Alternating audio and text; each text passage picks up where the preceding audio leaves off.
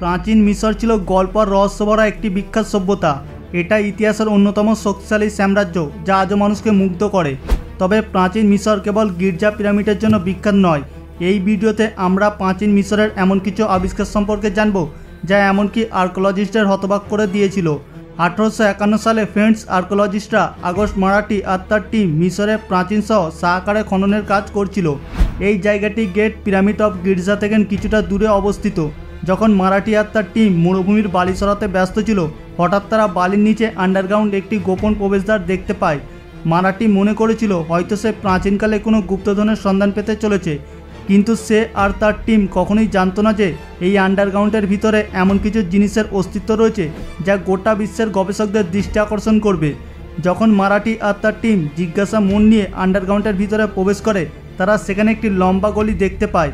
আর এখানে অন্ধকার গলির ভিতরে লাইন দিয়ে সাজানো রয়েছে অনেকগুলি প্রকাণ্ড সাইজের সলিড পাথরের তৈরি বাক্স। এগুলি কোনো সাধারণ বাক্স ছিল না, প্রত্যেকটির ওয়েট প্রায় 70 টন।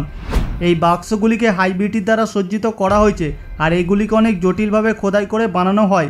প্রথমে আর্কোলজিস্টরা মনে করেছিল হয়তো এর ভিতরে প্রাচীনকালে দৈত্য আকারে মানবদের মুমিফাই করে দাফন করা হতো, কারণ এগুলি সাইজে ছিল অনেক বড়। কিন্তু যখন তারা পাথরের এই কফিনগুলিকে ওপেন করে, তার ভিতরে ষাঁড়েদের মুমিফাই করে দাফন করা হয়েছে। আসলে সাকররের এই জায়গাটি ছিল এপিস নামের ষাঁড়েদের কবরস্থান। আর্কোলজিস্টরা এই জায়গাটির নামকরণ করেন সেরেভি বান। আসলে প্রাচীন মিশরের এপিস নামের এক দুর্লভ প্রজাতির একটি ষাঁড় ছিল যাদের সংখ্যা সেই সময় খুবই কম ছিল। এই ষাঁড়েদের তারা জীবন্ত দেবতা বলে পুজো করত। যখন এই ষাঁড়টি মারা যায়, সমগ্র মিশরবাসীদের জন্য ওই সময়টি ছিল খুবই দুঃখের সময়। তবে মৃত্যুর পর তাদের এই ষাঁড় দেবতাটি রেগুলার প্রাণীদের মতন মাটি খুলে দাফন করত না। পরিবর্তে তারা রাজা আর পুরোহিতদের উপস্থিতিতে রাজ দরবারে একটি গ্রাউন্ড অনুষ্ঠানের আয়োজন করত। সবার প্রথমে পুরোহিতরা আরেকটি নতুন এপিক ষাঁড়েদের বাছাই করত। তারা বিশ্বাস করত এই বাছাই করা ষাঁড়টি আবারও পৃথিবীতে দেবতা রূপে পুনর্জন্ম নেবে।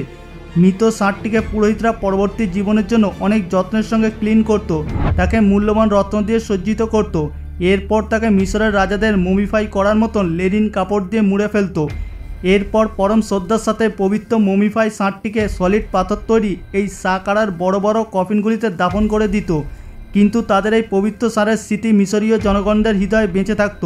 এমনকি পরবর্তী প্রজন্মরাও এই ষাঁড়টিকে পুজো করত। সেই সময় এপিক্স নামের এই ষাঁড়টি প্রাচীন মিশরীদের কাছে সবথেকে প্রিয় প্রাণী দেবতা ছিল, যাকে তারা সবথেকে বেশি শ্রদ্ধা করেছিল। যখন পারস্যের রাজা ক্যানবেসি মিশরে আক্রমণ করে, তারা মিশরের অপমান করার জন্য সর্বপ্রথম এই এপিক ষাঁড়দের হত্যা করে ভোজন করেছিল, যাতে মিশরীরা ক্ষুব্ধ হয়। 1998 সালে ফ্রেঞ্চ আর্কোলজিস্টরা ভিক্টর লরে আর তার টিম মিশরের কিং ভ্যালিতে খননের কাজ করছিল। মিশরের এই লোকেশনটি খুবই জনপ্রিয়, কারণ এখান থেকে তুতানখামনের সমাধি আর তার মূল্যবান রত্নের সন্ধান পাওয়া গিয়েছিল। ভিক্টর লরে আর তার টিম আশা করেছিল যে এখান থেকে কিছু একটা রহস্যময় জিনিস তারা সন্ধান পাবে, কিন্তু তারা কখনোই আশা করেনি যে তারা এখান থেকে এমন কিছু জিনিস আবিষ্কার করতে চলেছে যা ভবিষ্যতের ইতিহাস বদলে দেবে। বেশ কিছুটা খনন করার পর হঠাৎ তারা একটি টুম্বের সন্ধান পায়, আর এই টুম্বটি ছিল মিশরের রাজা দ্বিতীয় আমিনহটের। মনে করা হয় দ্বিতীয় আমিনহটের প্রায় 1411 থেকে 1436 সালের বেশি পর্যন্ত মিশর শাসন চালিয়েছিল। দ্বিতীয় আমিনহটেপ একজন ফেরাউন ছিল, কারণ আমরা জানি মিশরের রাজারা এক ধরনের বিশেষ হেডড্রেস পরত, যেটা কেবল রাজা ছাড়া সাধারণ নাগরিক বা অফিসিয়ালদের পরার অধিকার ছিল না। আর দ্বিতীয় আমিনহটেপ মূর্তিতে এই বিশেষ হেডড্রেসটি খোদাই করা আছে। ভিক্টর লরে আর তার টিম আরও বেশি সারপ্রাইজ হয় যখন তারা আমিনহটেপ সমাধির ভিতরে আরও একটি চেম্বারের সন্ধান পায়। এই চেম্বারের ভিতরে তারা আরও অবাক করার মতন একটি জিনিস সন্ধান পায়। এই চেম্বারের ভিতরে পড়ে আছে কুইনটির সংহতিত মমি, আর কুইনটি ছিল কিং টুটানখামনের গ্র্যান্ড মাদার। কুইনটি তার বিচার শক্তি, রাজনৈতিক পরিচালনা করার ক্ষমতা আর কূটনীতির দক্ষতার জন্য তার সময় সে ভালো প্রভাব বিস্তার করতে পেরেছিল। ইতিহাসের সবচেয়ে রহস্যময় ঘটনাগুলির মধ্যে একটি হলো কীভাবে কিং টুটানখামনের মৃত্যু হয়েছিল। 1922 সালে মিশরের কিং ভ্যালির পাহাড়ের নিচে থেকে টুটানখামনের সমাধি পাওয়ার পর থেকেই তার খ্যাতি ছড়িয়ে পড়ে গোটা বিশ্বে। সেই সাথে তার মৃত্যুর রহস্য একটি বড় কোশ্চেন মার্ক রেখে যায়।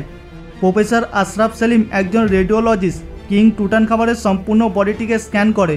যখন তার বডিটির দিকে লক্ষ্য করে, সে দেখতে পায় এর দিয়ে অনেকগুলি ভাঙা হাড় দেখা যাচ্ছে। আসলে আর্কোলজিস্ট হবার কাটার, যিনি টুটানখামনের টুম্বটিকে আবিষ্কার করেন, তিনি এই রাজার সমাধিটিকে সোনার বাক্স দ্বারা কভার করা অবস্থায় দেখতে পান। যখন কাটার মাস্কটিকে ওপেন করতে চায়, এটা মমির সঙ্গে শক্তভাবে আটকে ছিল, তাই মাস্কটিকে রিমুভ করতে টুংটির উপর অনেক চাপ পড়ে, তাই তার স্কিনে অনেকগুলি ভাঙা হাড় দেখা যায়। কিন্তু যখন মমির খুলির দিকে নোটিশ করে তারা দেখতে পায় মাথার কাছে একটা ফ্র্যাকচার রয়েছে। এই কারণে কিছু গবেষকরা মন্তব্য করেন হয়তো রাজার সিংহাসনের জন্য শত্রুরা তার মাথায় আঘাত করে তাকে হত্যা করেছিল। ডক্টর আশরাফ স্ক্যান করার সময় আরও লক্ষ্য করেন যে রাজার বাম দিকের হাঁটুর কাছে একটা ফ্র্যাকচার রয়েছে। এটা দেখে তিনি মন্তব্য করেন হয়তো টুটানখামার রথ চালানোর সময় নিচে পড়ে তাই তার হাঁটু আর মাথায় ফ্র্যাকচার হয়ে যায়।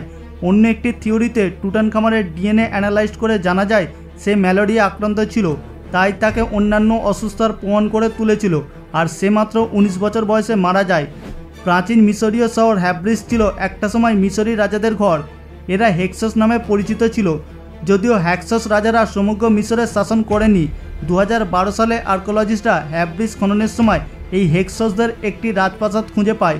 কিন্তু আর্কোলজিস্ট এই রাজপ্রাসাদ থেকে এমন একটি জিনিসের সন্ধান পায় যা দেখে ভয়ে তারা চমকে ওঠে। সিংহাসন ঘরের প্রবেশদ্বারের কাছে যখন তারা খননের কাজ করছিল তাদের যন্ত্রপাতি একটি শক্ত জিনিসে হিট করে। প্রথমে তারা মনে করেছিল হয়তো এটা কোনো পাথরে আঘাত করেছে, কিন্তু ভালো করে অবজার্ভ করার পর তারা বুঝতে পারে এগুলি কোনো পাথর ছিল না, এগুলি মানুষের হাতের কঙ্কাল। যতই তারা খুঁড়তে থাকে ততই মানুষের কাটা হাতের কঙ্কাল বেরোতে থাকে। সেখানে তারা 3টি গর্তে মোট 18টা করে মানুষের কাটা হাত দেখতে পায়। গবেষকদের মতে এটা ছিল তাদের এক ধরনের রিচুয়াল। সোলজার তার শত্রুদের পরাজিত করে কাটা হাত রাজার সামনে প্রেজেন্ট করত, আর পুরস্কার হিসাবে রাজা তাদের সোনা উপহার দিত।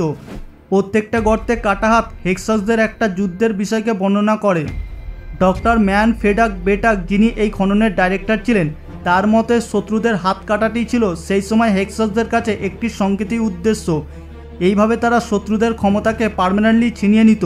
কিন্তু সবথেকে আশ্চর্যের বিষয় হলো প্রত্যেকটা হাত ছিল ডান হাত, আর এগুলির সাইজে ছিল অস্বাভাবিকভাবে অনেক বড়। 2020 সালে আর্কোলজিস্টদের একটি টিম মিশরে খননের সময় এমন এক অদ্ভুত জিনিসের সন্ধান পায় যা পুরো দুনিয়ার গবেষকদের হতবাক করে দেয়। মাইকেল জ্যাকসনের মতন এই যে স্ট্যাচুটি দেখতে পাচ্ছেন, এটাকে আর্কোলজিস্টরা একটি টানেলের ভিতর থেকে খুঁজে পায়। যখন আর্কোলজিস্টরা এই মমিটিকে উদ্ধার করে তারা লক্ষ্য করে এই মূর্তির নাক ভাঙা। প্রথমে তারা মনে করেছিল হয়তো স্ট্যাচুটি পড়ে যাওয়ার কারণে তার নাকটি ভেঙে গিয়েছে, কিন্তু যখন তারা ওই জায়গাটি আরও খনন করে তারা দেখতে পায় এই জায়গা থেকে উদ্ধার করা প্রত্যেকটা মূর্তির নাক ভাঙা। আর্কোলজিস্টরা এদের প্রত্যেকটি নাক ভাঙা দেখে বেশ অবাক হয়। তারা বুঝে উঠতে পারছিল না এদের নাকটি ভাঙার পিছনে গোপন রহস্য কী রয়েছে। যখন গবেষকরা রিসার্চ করে তারা জানতে পারে প্রাচীনকালে এই শহরে বসবাসকারী প্রত্যেকটা নাগরিক বিশ্বাস করত যে এই মূর্তিগুলির মধ্যে জীবন রয়েছে, তারা শ্বাস গ্রহণ করতে পারে। তারা মনে করত মৃত্যুর পর একজন ব্যক্তি বা রাজার আত্মাকে এই মূর্তিগুলিকে ক্যারি করতে পারে। এই কারণে যখন চোর সেখানে চুরি করার উদ্দেশ্যে প্রবেশ করত তারা সবার প্রথমে এই মূর্তিগুলির নাক ভেঙে দিত, যাতে আত্মাগুলি শ্বাস গ্রহণ করতে না পেরে দেহত্যাগ করে। তবে আর্কোলজিস্টরা আরও বেশি অবাক হয় যখন দেখে ওই এলাকার মন্দিরে রাখা প্রত্যেকটি স্ট্যাচুর নাক ভাঙা ছিল। কিছু গবেষকদের মতে সময়ের সাথে সাথে বালি আর ঝড়ের কারণে ক্ষয় হয়ে গিয়ে এই নাকগুলি নষ্ট হয়ে যায়। আবারও কিছু গবেষকদের মতে প্রাচীনকালে যখন পুরাতন রাজারা ক্ষমতা চুক্তি করে নতুন রাজার ক্ষমতা দখল করে, তখন পুরাতন রাজাদের শাসন আর মেমোরি মুছে দেওয়ার জন্য তাদের তৈরি সব প্রদীপকে ভেঙে দেওয়া হতো, যাতে সেই শাসক সম্পর্কে ভবিষ্যৎ পর্যন্ত গর্ব না করতে পারে। স্পেশালিস্ট নাক ভাঙার মধ্য দিয়েও তারা সেই সম্রাটকে অপমান করত। বন্ধুরা, আমাদের আজকের এপিসোড এখান পর্যন্ত। আশা করি আজকের ভিডিওটি আপনাদের ভালো লেগেছে। যদি ভিডিওটি ভালো লেগে থাকে ভিডিওটিকে একটি লাইক করে দেবেন এবং সকলের সঙ্গে শেয়ার করে দেবেন। আর আপনাদের মধ্যে যারা নতুন দর্শক তারা এখনই আমাদের চ্যানেলটিকে সাবস্ক্রাইব করে পাশে থাকা বেল আইকনটিতে ক্লিক করে রাখুন। দেখা হচ্ছে পরবর্তী এপিসোডে। ভালো থাকবেন, ধন্যবাদ।